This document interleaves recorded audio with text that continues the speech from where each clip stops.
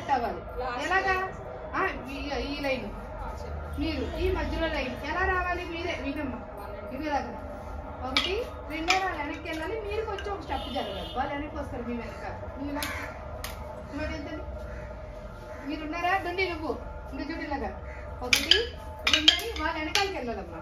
అలాగా అలా కాదు, వెనకాలకి వెళ్ళాలి. ఇక వీళ్ళు వెనకాలకి వెళ్ళాలి. సింగిల్ లైన్ 2 లైన్ అయిపోవాలి.